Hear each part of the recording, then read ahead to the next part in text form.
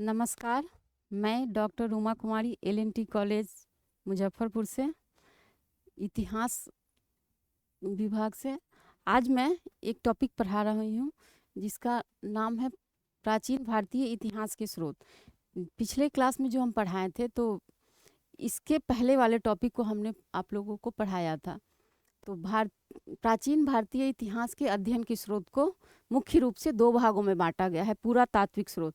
तो पिछले क्लास में हमने आप लोगों को पुरातात्विक स्रोत के बारे में पूरी जानकारी दी थी और पढ़ाया था। आज हम साहित्यिक स्रोत के बारे में बताएंगे। साहित्यिक स्रोत को कई भागों में बांटा गया है, जिसके कुछ मुख्य भाग हैं। जैसे साहित्यिक स्रोत को के मुख्य रूप से दो भागों में विभाजित किया गया है। कई भाग हैं जिनमें मुख्य रूप से दो है। तो फर्स्ट है भारतीय स्रोत। भारतीय स्रोत के अंतर्गत भारत में धर्म से रिलेटेड जितने भी ग्रंथ हैं वो सब आते हैं। फिर दूसरा जो है सो वैदेशिक स्रोत है। इसमें भारत में कुछ लोग विदेश से यहाँ पे भारत में यात्रा करने आते थे। कुछ लोग हैं यहाँ के पे व्यापार करने आते थे और भारत की सभ्यता संस्कृति के बारे में जो उन्होंने बुक में लिखा वो सारे बुक वैसे जितने भी बुक हैं वो सब वैदेशिक स्रोत के अंतर्गत आएंगे। तो सबसे पहले साहित्यिक स्रोत। साहित्यिक स्रोत में कई स्रोत आते हैं जिसमें कुछ मुख्य हैं, जिसमें वेद आएंगे, महाकाव्य आएंगे, महाकाव्य आएंगे। तो वेद चार होते हैं, ऋग्वेद, सामवेद, यजुर्वेद और अर्थवेद। फिर उसके बाद नेक्स्ट है ब्राह्मण ग्रंथ। ब्राह्मण ग्रंथ में ऐतरेय, कौटिल्य, गोपथ, ये सब प्रमुख ग्रंथ हैं जिनसे हम लोगों को भारत के साहित्य के बारे में जानकारी मिलती है।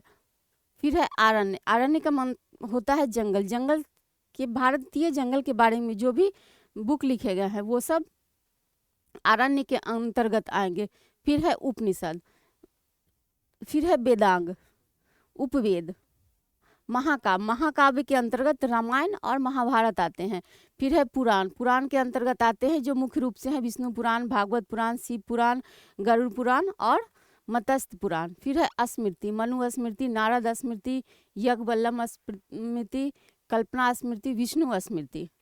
तो इसमें जो कुछ मुख्य रूप से ग्रंथ हैं उनके बारे में हम आप लोगों को भी डिटेल से समझा दे रहे हैं। जैसे सबसे पहले है वेद। तो वेद जो है सो चार होते हैं। सबसे प्राचीन और सबसे पुराना वेद जो माना जाता है वो ऋग्वेद माना जाता है। ऋग्वेद में मुख्य रूप से जो जानकारियां हम लोगों को मिलती है वो वैदिक देवी देवताओं के मंत्रों का संग्रहण को कहा जाता है, जिसमें 10 मंडल, 1028 श्लोक और 10,462 ऋचाएं हैं। ऋग्वेद को पढ़ने वाले ऋषि कहलाते हैं। ऋग्वेद को जो पढ़ने हैं या जो उस ऋग्वेद में जो जानकारियाँ हम लोगों को दी जाती थी, तो जो पुराने ज़माने में जहाँ से जानकारी मिलती थी उन्हें ऋषि कहा जाता था और ऋषियों के द्वारा माना जाता है कि इसकी रचना की गई थी। वेद के जो रचयिता हैं, चारों वेद के रचयिता, वो वेद व्यास को माना जाता है जो एक ऋषि थे। तो जो सबसे फर्स्ट है वो ऋग्वेद है। ऋग्वेद से हमें आर्यों के जीवन, व्यवहार, राजनीतिक प्रणाली एवं तकनीकी इतिहास की जानकारियाँ मिलती है। ऋग्वेद का रचना काल 150 ईसा पूर्व से 1000 ईसा पूर्व तक माना जाता है। ऋग्वेद के 10वें मंडल और पहले मंडल को अंत में जोड़ा गया है। 10वें मंडल में पुरुष सूक्त में चतुर्सवर्ण समाज का जिक्र है। इनके अनुसार 4 वर्ण है। जैसे वर्ण कहा जाता है जाति को, तो ऋग्वेद के अनुसार से जाति को 4 भागों में बांटा गया है, जिसमें ब्राह्मण, क्षत्रिय, वैश्य और शूद्र।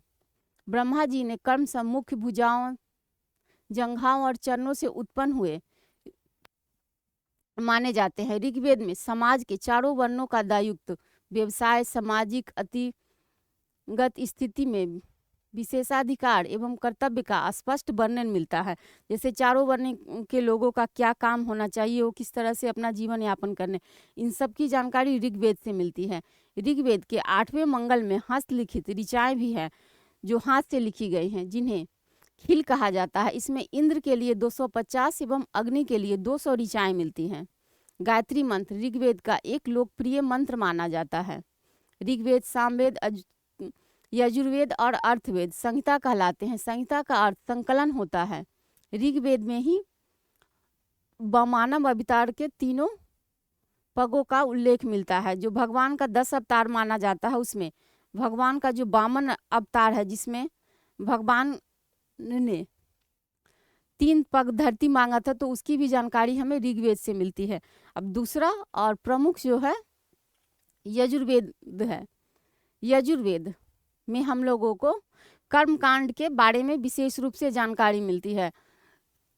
यजुर्वेद कर्मकांड प्रधान माना जाता है, जो पद दोनों में बराबर होते हैं। यजुर्वेद में यज्ञ के नियम एवं विधि विधान का उल्लेख मिलता है, जैसे किस यज्ञ को करने से कौन क्या होता है, कौन सा है, कौन कौन से यज्ञ अपने जीवन में लोगों को करना चाहिए, किस यज्ञ को करने से कौन से भगवान प्रसन्न होते हैं, जिससे हम लोगों को लाभ मिल सके। इन सब चीज़ों की जानकारी यजुर्वेद में मिलती है। यजुर्वेद में यज्ञ के नियम एवं विधि विधान का उल्लेख मिलता है। यजुर्वेद कर्मकांड से जुड़ा होता है। इसमें मंत्रों को उपचारित करने वाले पुरोहित को अधर वायु कहा जाता था। यजुर्वेद के कुछ प्रमुख विशेषताएं हैं। यजुर्वेद गद्यात्मक है। यज्ञ में कहे जाने वाले गद्यात्मक मंत्रों को यजुष कहा जाता है। यजुर्वेद में पदात्मक मंत्र ऋग्वेद या अर्थवेद से लिए गए हैं। इनमें स्वतंत्र पदात्मक मंत्र बहुत कम है। यजुर्वेद में यज्ञों और हवन के नियम और विधान हैं। यह ग्रंथ कर्मकांड प्रधान माना जाता है।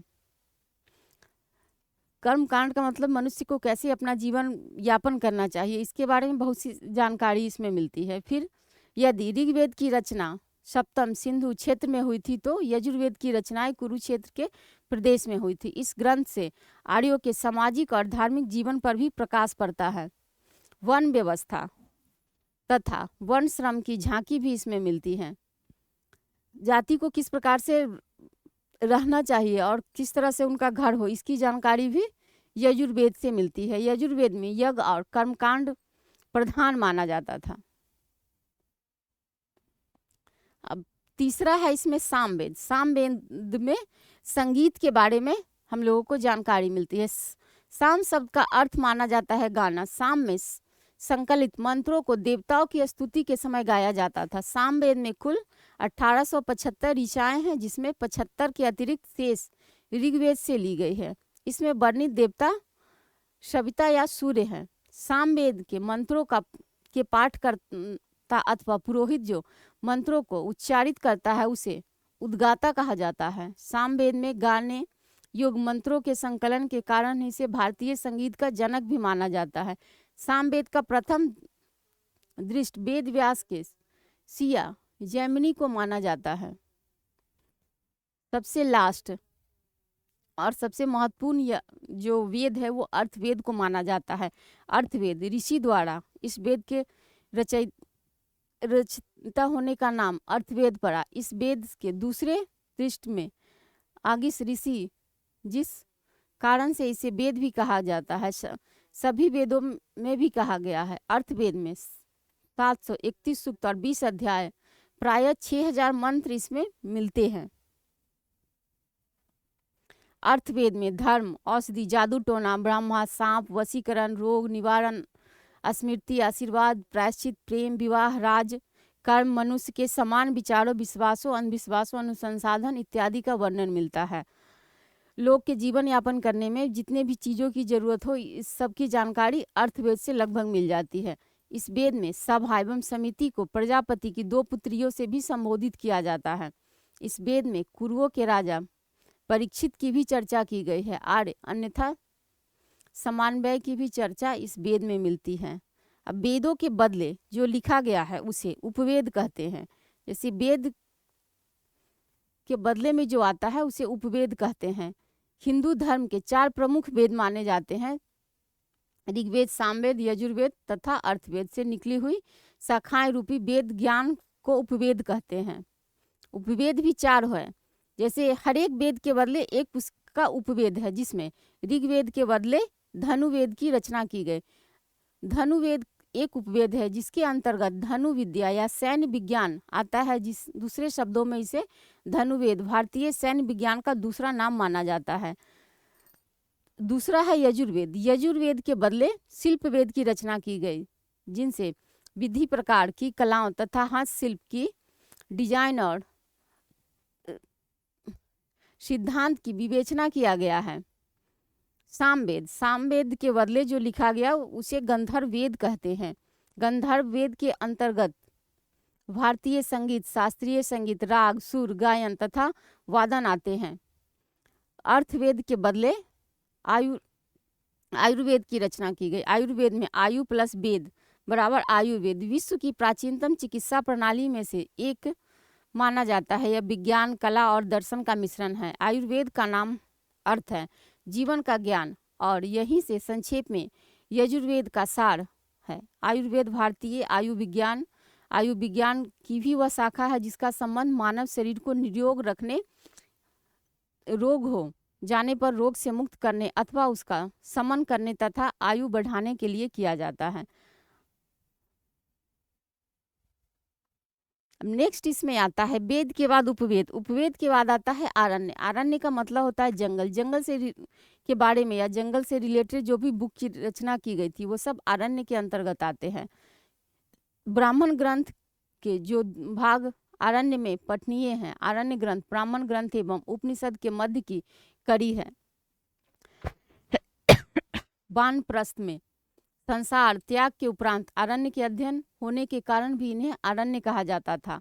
आरण्यों में दार्शनिक एवं रहस्यात्मक विषय तथा आत्मा, मृत्यु, जीवन आदि का भी वर्णन मिलता है। इन ग्रंथों को आरण्य इसलिए कहा जाता है क्योंकि इन ग्रंथों की रचना मानव आरण्य अर्थात वन में किया जाता था। ये ग्रंथ आरण्य जंगलों में निवास करने वाले सन्यासियों के मार्गदर्शन के लिए लिखे गए थे। जो लोग जंगल में रहकर तपस्या करते थे तो किस प्रकार से करते थे उनके बारे में इस ग्रंथ में जानकारियां मिलती है। अब इसमें नेक्स्ट है ब्राह्मण ग्रंथ। ब्राह्मण जो धर्म के जो रक्षक माने जाते थे या जो धर्म की शिक्षा आम लोगों तक पहुंचाते थे, उनसे रिलेटेड जो भी ग्रंथ है वो ब्राह्मण ग्रंथ के अंतर्गत आते हैं।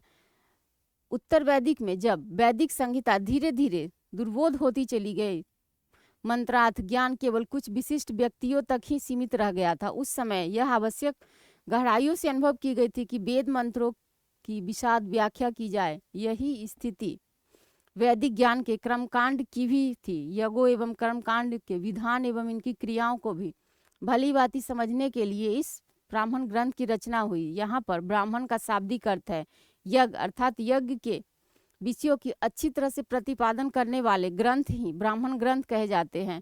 ब्राह्मण ग्रंथ हिंदू धर्म के पवित्र और सर्वोच्चम धर्म ग्रंथ वेद का गद्यांश को व्याख्या करने वाला खंड है। ब्राह्मण ग्रंथ वैदिक वेदों के वरीयता के क्रम में दूसरा हिस्सा है, जिसे गद्यांश के रूप में देवताओं की तथा यज्ञ की रहस्यमय व्याख्या की गई है और मंत्रों पर यह भव्य भी दिया गया है। इनकी भाषा वैदिक संस्कृत थी। हर वेद का एक या एक से अधिक ब्राह्मण ग्रंथ है। हर एक वेद के ऊपर एक एक ब्राह्मण ग्रंथ लिखा गया है। साहित्यिक स्रोत के अंतर्गत और भी कुछ प्रमुख टॉपिक है जिसको हम दूसरे क्लास में लेके आएंगे। तब तक के लिए धन्यवाद।